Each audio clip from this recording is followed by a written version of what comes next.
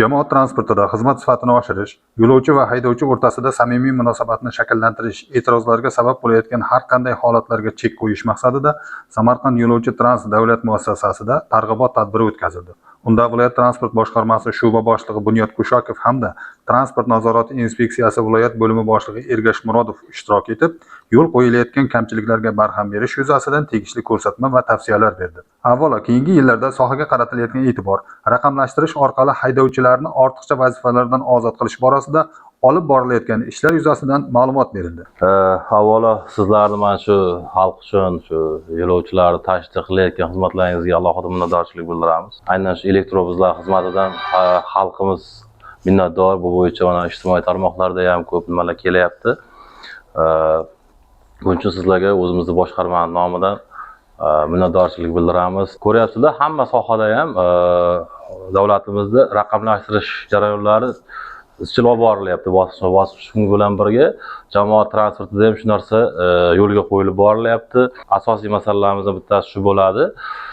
Elektron to'lov bilan amalga oshirilayotgan yo'l kira haqlarida ayrim tushunmovchiliklar, yo'lovchi va haydovchi o'rtasida tushunmovchiliklar vujudga kelyapti. Misol uchun er-xotin yoki ota-bola mingan vaqtida bir kishi karta bilan yo'l kira haqqini to'laydigan bo'lsa, ikkinchi marta to'lashiga yo'l qo'ymayotgan holatlarda shofyorlar shunaqangi talablar qilinayotganligini bizlar eshityapmiz, bizga yetib kelyapti, murojaat bo'lib kelyapti yoki ijtimoiy tarmoqlarda video syomkalar bilan kelyapti. Sizlardan bu ham talab, ham iltimos bo'ladi.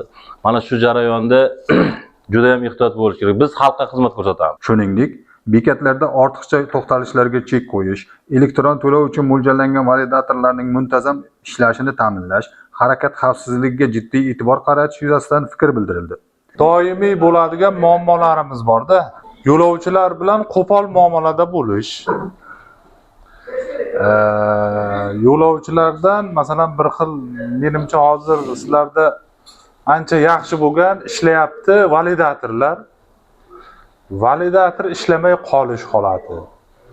Ikkinchi masala. Uchinchi, bir joyda salgina ko'proq to'xtab qolish astarovkada. Harakat xavfsizligi masalasi.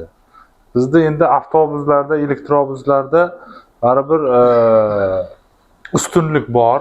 Avtobusda ichida 50 ta, 60 ta, balki undan ham ko'proq odam bo'lishi mumkin.